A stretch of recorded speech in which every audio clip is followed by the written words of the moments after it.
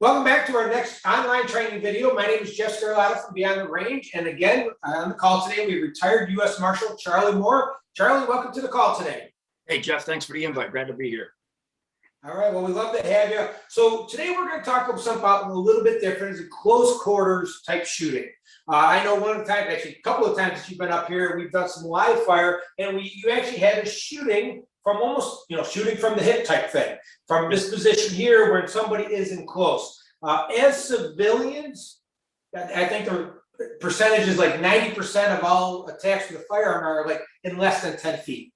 So you don't really have a lot of distance with civilians that it's occurring, 20, 30 feet. Not that it doesn't happen, but they're saying the majority are happening in close with somebody. So Charlie, I know we've talked about this in the past, and again, being tactical firearms is different than being target shooters.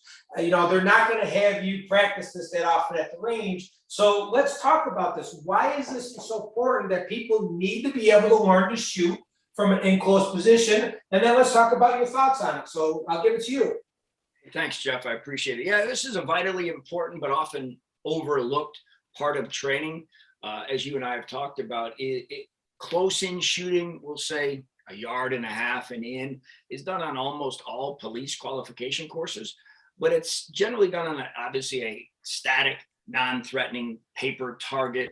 And we even go as far, which we have to be safe, especially with live fire, to tell the officers, the agents, or whatever, something to do with this hand so that you don't shoot yourself. I mean, it makes sense, but it's not real, because as you and I have talked about, as you mentioned, the statistics show that most engagements are very, very close, 3 yards or 10 feet in, which is kind of counterintuitive to what most training is when we're shooting, targets at 3, 5, 7, 15, and 25 yards, for example.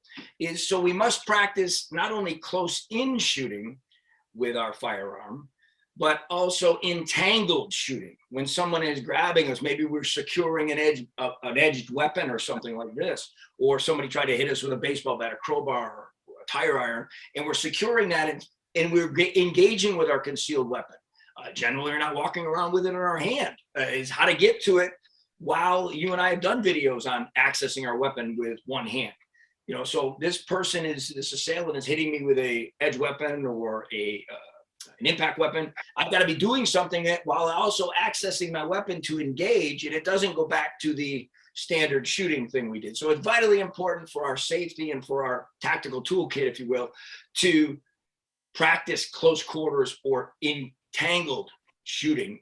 And I think, as you are, my go-to person with laser training, is there's no better way to practice it than having a partner engage and getting close and getting used to how that weapon works, taking it to the next level, which I love, is airsoft and simunition and UTM. And then obviously we can't do that kind of entangled thing live fire, but we can go out and see how it works. And I think those stages are vitally important. But the first part of it is, man, I never thought of that. And that's what this video is about, getting folks about that stuff. So. And a lot of people, if they do practice it at the range, are practicing kind of squared up towards the target like this, and they're just practicing from this position. Now, I know there's people out there saying, well, you got to kick it to your side because the slide's going to kick you and hit you in the ribs or whatever. Well, if you have it that tight to you, then yeah, there are some other issues you got to be concerned with. But I think also the big factor is, typically in a situation, if you're engaging with this hand, you're probably going to have the other foot back for balance. So if I have my right foot back and I'm engaging with this hand to hold it, to stop, or whatever, I'm going to be kind of in a sideways position, which now means if I bring that firearm up, I don't want to have it too far back, because if I overturn, I'm shooting myself. Correct. So I need to kind of bring it either farther forward, or I need to keep myself positioned a little bit farther forward. So Charlie, let's talk a little bit about the basic fundamentals of your body posture, and we say this in all our videos, the structure of how you were pulling that firearm and using it. So, yeah, thank you, Jeff. And Jeff and I always like to mention, use yourself a training weapon or make sure that weapon is safe. Both of us are using CERT weapons, and if you're training, we recommend that you, if you can, purchase one of these. They're fantastic. If not, there you go. If not, make sure that weapon's 100% safe, especially when you're training, indoors or around folks. Jeff, the thing is, like you said, is the structure of my body, the positioning of my feet in these kind of situations, which are not determined by distance. Something's happened that we got caught, whether it's a lack of situation awareness or just, you know, the way the, you know, the cards were dealt that day, is how my feet are positioned is pretty well determined by what this threat is doing to me. Maybe, for example, I think you guys can see, maybe I'm up against a wall and again, safe weapon, say it's concealed here or inside my jacket, and there's an edged weapon here and I'm securing that weapon or the person, and I've got to access it. It's going to be hard for me to get canted around to where I'm used to shooting. So it is that. We just did a video a little while ago on canting your weapon. I may have to shoot from here. It may not be, Jeff, even this, you know, a 5 hit, you know, the center of mass. It may be something to the pelvic girdle. And again, the weapon may be canted because I don't know where I'm going to be, why this is happening. I could be on the ground. I mean, I know you're a great jujitsu guy. So, you know, you could be fighting from there, somebody on top of you in like the Private Ryan movie, and you're accessing your weapon from here, shooting from, you know, basically a flat position. But I think the biggest thing I've seen in training folks in these close quarter situations is 90% or more of all our training, including in law enforcement, is punching the weapon out. Right. I see lots of folks in these entangled or close quarter situations trying to do that. Now, I'm not saying that's not natural. Something's threatening and you try to push it away. I'm just saying we have to practice, and that's the purpose of this video, is to start thinking. Could be in a chair, could be against a wall. And Jeff started this discussion off with, how are my feet? Well, I can't tell you, but I can tell you, just like Jeff said, is that they're perfectly parallel and I have momentum coming this way and I'm trying to do this, I'm probably going backwards. So I must have some kind of stability when I, you know, even if somebody is using a knife, there's always that forward kinetic energy that may cause us to fall down, and we may fall anyways. But that's, you know, some more training you do with your lasers up there with Jeff is falling down with your weapon, getting used to that kind of thing. Doesn't mean you have to do it today, but building up to that is learning from these close quarter, uncomfortable, unconventional positions. And I know Jeff and I have talked about this in length. So, you know, it's something that I think we at least got to get people to start thinking about, and especially those that are training to be safe in today's world, utilizing firearms for those kind of situations that are justified. Yeah, I totally agree with that. And, you know, let's talk about the ranges. If you go to a range, I don't know what you have down in your area, but up in here in New York is, you know, if you're in an indoor range, you have shooting stalls. Yeah. And the ranges I go to, your targets have to be, you know, 6 meters down or, you know, 7 meters down or whatever, depending on how the range is set up. So it's almost like impossible to really practice effectively from here because your target's so far away. Obviously, if your target's farther away, you are going to probably punch it out and engage a little bit more. But you were talking about close quarters, which for civilians, this is where the concern is. Somebody's in tight with you and you need to react from there. So talking about the thought of learning to shoot from close quarters, you did a fantastic drill. I don't think it was the last time you were up. I think it was 2 times ago, and we had you repeat it this last time. You know, we were able to draw from our holster, and then tip the firearm down and get it all positioned, get it where we're at, and start shooting from here. You know, I think you did 3 rounds out, two hands, and 3 rounds back. And it was challenging. I think a lot of people had a hard time. I don't want to say had a hard time hitting the target because the target was so close to us, but they had a hard time with feeling comfortable with this. Like that firearm's almost too close to me. Right. No, you're right. And like you said, I saw that drill, and it depends. You can do 2-handed shooting from here and canted, and learn how your weapon, you know, we talk about this, as you know, Jeff, in the martial art, is making whatever weapon it is, could be a stick, a sword, a knife, or a handgun, a part of you. Make it an extension of you. So what I can do with my hands, I can do with this in it. I just got to be safe. So I think the drill you're talking about, we did. And remember, folks, this is a drill. I don't expect it to happen this way, or, you know, do competition this way, as Jeff mentioned, is I'm going to cant this way. As soon as I clear my carry device, I can start engaging all the way out, depending on how many rounds you have and the cost of ammunition nowadays is maybe 6 rounds out, all the way out. But we tend to, like you said, we tend to see our students and our friends, they come out and they won't start shooting till they get out here.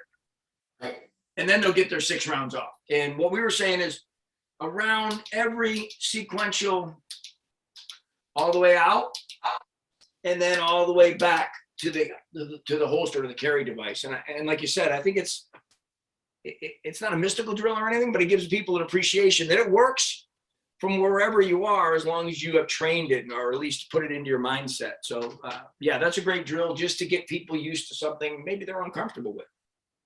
All right, I want to bring out kind of 2 points on that. Number one is be cautious of where this hand is. You know, you see a lot of people when they draw this out and they start to shoot from here, this hand's starting to think about grabbing the firearm. The next thing you know is they're putting it down in front of that firearm and possibly shoot themselves in the hand. So you need to make sure that this hand is in a position somewhere. And I like to just kind of put it on my chest because it's where I usually train from anyhow. And then when it goes to grab into the firearm, it's coming from behind, not coming down or around the front or whatever in that sense. So point number one that I was talking about is make sure that this hand is in a safe place, okay? Number two is, you know, we always talk about shooting center mass, but let's and I didn't talk to you about this at all, Charlie, so I'm gonna kind of get your opinion on it. I can easily shoot center mass from here, but if I'm pushing somebody off, I'm risking shooting myself in the hand. Or if I'm grabbing a weapon or whatever, I risk shooting myself, especially if they're moving me and I'm bouncing around a little bit. Right. So what is the thoughts with drawing that firearm out? I'm trying to get on the camera here, and maybe shooting down to the hips a little bit. I mean, you shoot somebody in the hips, you hit their pelvic bone or whatever it might be, that's going to cause a lot of pain. That's going to slow them down. Sometimes that might cause more pain than shooting them in the stomach. What's your thoughts on changing the angle of your shot a little bit? You know, obviously, in law enforcement and in the civilian world, our goal in using lethal force is to stop that imminent threat of serious bodily injury or death to us. I know of no law that says how you have to do that. It just has to be justified. Like you said, the quickest way to do it is, you know, shut off the command center, but center mass shots don't do that either. People, you know, there's a lengthy amount of time to shoot center mass, if justified, obviously, to have that objective occur. So there's nothing wrong with the pelvic region. Something else that you brought up that you and I didn't talk about, but I think it's vitally important we talk about is if you are engaged with someone, say a parking lot, somebody accosted you in you know, that store you let me go to all the time up there where you live, the great grocery store that has all the big submarines, the sandwiches. Yeah, is something happens in a parking lot. If I'm just arbitrarily, randomly shooting because I don't know how to, we have civilians and other issues here, is make sure that weapon, though that's the purpose of that drill, Jeff, that you and I just talked about, is if I can secure it to myself, let me turn this way, I have more stability than if it's out here moving around. But this is scary to some people. But it's like you said, is the only way to train with this hand out here is safe weapon, laser training with Jeff, simulation and airsoft training with Jeff and me. Live fire is really difficult until you get, and it's unsafe until you get to a level where you can do that safely. You know, we talk about that Sewell position. My wife talks about it being an L. If that's where your hand is, so when it comes out and you're shooting, at least it's safe, like Jeff mentioned. It's right here, and then they meet together, and then they continue to whatever your objective is. But yeah, like you mentioned, Jeff, it's just practice and mindset of what a real threat would be and how to, like you said, I think it was a great illustration, is somebody's going to be moving me, pulling me, pushing me, and I have to be proficient with that weapon if it's out here, which includes not dropping the thing or hitting someone that's an innocent, or like I said, like you mentioned, shooting yourself in the hand. But I don't find anything wrong with, especially in this frame here, if there was somebody pushing me against the wall here in the camera, is I can't get it up here to get center mass because that person's moving too. Is maybe it is a pelvic girdle shot. Maybe it is a shot to the thigh. But again, it's got to all be justified. So, you know, with our objective of stopping that imminent or immediate threat.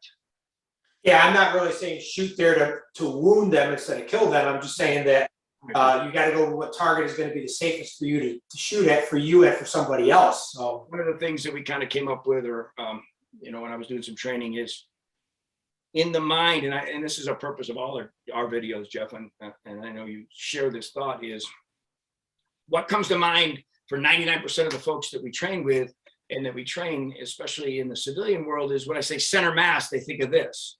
Right. So I think we need to change it, especially in the context of what you and I are talking about too. Center of presented mass, whatever my best target is at the time. If that's the pelvic girdle, that's what it is. If it's the chest, that's what it is. If it's the side of the shoulder and the side of the head, that's what it is. So, and that's determined by the threat, not by, and you started the video out that way, not by the target that we're shooting in competition, but by the threat that's always moving and always causing us physical, emotional, and mental changes through the OODA loop. If we, we get into another video on that, but it's ever changing and evolving, if you want to use those terms. So great point, Jeff.